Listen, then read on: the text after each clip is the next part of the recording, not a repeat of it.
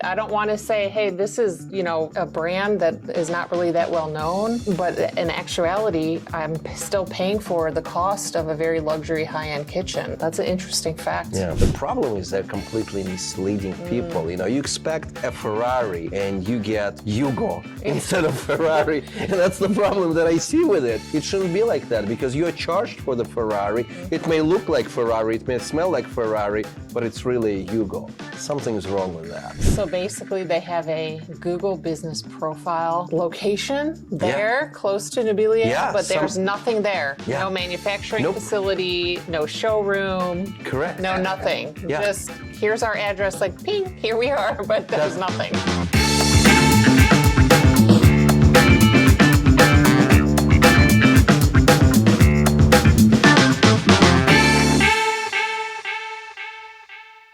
Hello everyone, Nadine here, owner of NG Platinum Homes, back again with Gregory, owner of Baczewski Luxury. And today's conversation is going to be secrets you didn't know about the kitchen manufacturing industry. So this is going to be a very interesting one. So I'm going to give it off to you. We're going to get started on some of the secrets that you have learned over your, years and years in this business, and kind of to educate people how they may be purchasing something, they think it's the highest, the most luxury, but they're not getting actually what they think they're purchasing. And it's not necessarily a bad thing. It's just that they need to adequately understand the level of what they're getting. As an example, one of the brands that I sell is Nobilia. Great brand. The most amazing marketing structure in the world. As a matter of fact, it's the biggest brand on the market. They produce 3,900 kitchens, not per year, not per month, not per week, per day. Wow. 3,900 kitchens per day. It's amazing. There are many manufacturers that wish to produce that many per year. But the little secret that they do that other German brands don't follow that made them successful is the fact that they allow other companies to brand it under their own name. So they essentially do black label marketing where you can be Joe Blow, kitchens made in Germany by Nobilia. So basically it's Nobilia is manufacturing them, and then these other companies are coming in and just putting their stamp on the product. Pretty much. So I just met in Germany recently with great guys out of Form Kitchens. Form Kitchens is a US company that has kitchens made in Germany, and guess who's making them? Nobilia. They're amazing. There is a big brand on the market that's called Noblessa. So they advertise that they're just as good as Both Up and Pug and Paul, but they're 25% cheaper. The reality is they really don't do things that Both Up and Pug and Paul does. It's based on laminates or lacquered laminates. They have amazing hardware, but it's mid-range level and it's semi-custom. You cannot order fully custom things from them. Why? Because they're fully robotic. They are amazing facility with robots running humongous space with very few people. It's an impressive structure of how they handle things, what they do. They got great training facility, but it's a particular level, and it's a mid-range. You get greatest hardware, but only particular range of surfaces. Can you change anything the way you want it? Can you draw a particular design and have them manufactured? No, they're too big. They're not set up to do those things. There are other manufacturers that are more unique to custom built things. These guys are great for average home, for builders, for somebody who wants to have a more of a unique kitchen than IKEA, but not necessarily spend top dollar budget.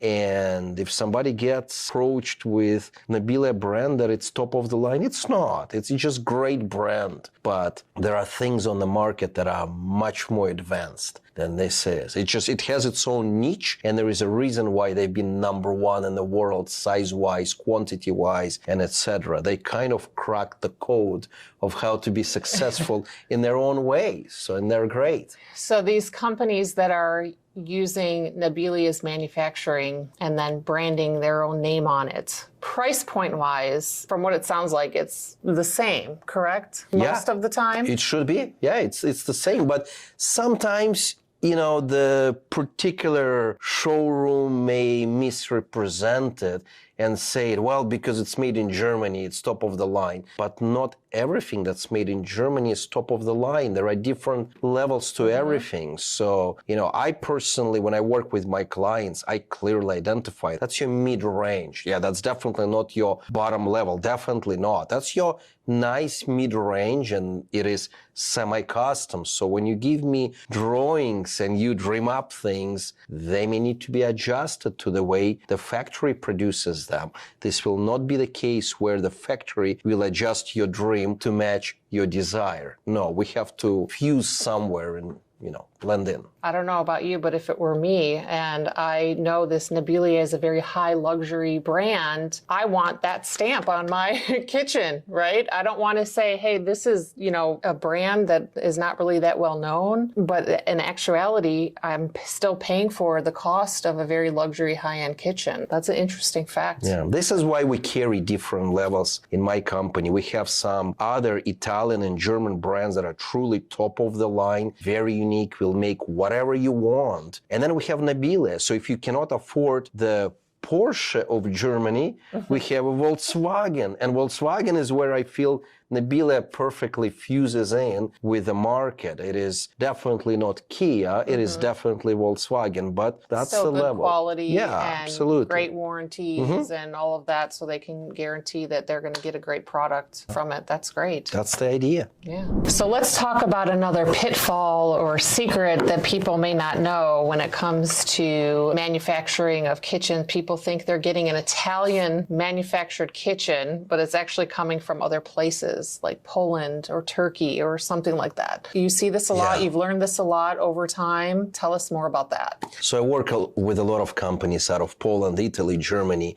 I've dealt with companies in Turkey. Like right now, there is a company in Miami that sells exclusively Italian manufactured cabinetry, which is truly made in Poland. And there wouldn't be anything wrong with it because the quality is still okay and there is nothing wrong necessarily with it as long as they take care of their clients. The problem is they're completely misleading people. You expect a Ferrari and you get Yugo instead of Ferrari. And that's the problem that I see with it. It shouldn't be like that because you are charged for the Ferrari. It may look like Ferrari, it may smell like Ferrari, but it's really Yugo. Something's wrong with that. Yeah, and when people think about they're wanting to get an Italian-made kitchen, it's a big thing, right? It's a luxury, and it's something that if you're paying for, absolutely, you want to get what you think you're getting. I think that's what's very important about knowing these details, doing as much research as you can, although a lot of these secrets are not obviously fully out there for people to know about. That's why only the insiders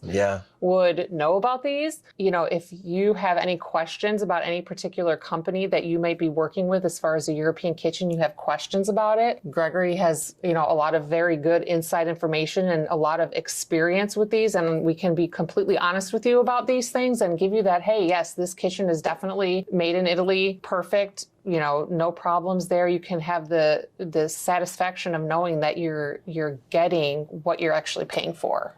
Yeah. And that's very important to people. You have had stories of things occur with clients here that definitely did not get what they were paying for. So I would like you to talk about that particular experience that you had, one in particular. So one time in Denver, I had a client show up with 2 samples of finishes that they were getting from a well-known German brand, which is considered one of top 3 most expensive brands in the world. 70% of the kitchen was in solid gray color and 30% was a brown veneer. The problem with solid gray color was the fact that it was simple gray melamine. Their price tag that they were getting was $120,000 for medium-sized kitchen. It could have been okay with exception of melamine. I mean, I think of something very basic and cheap and simple when you use melamine.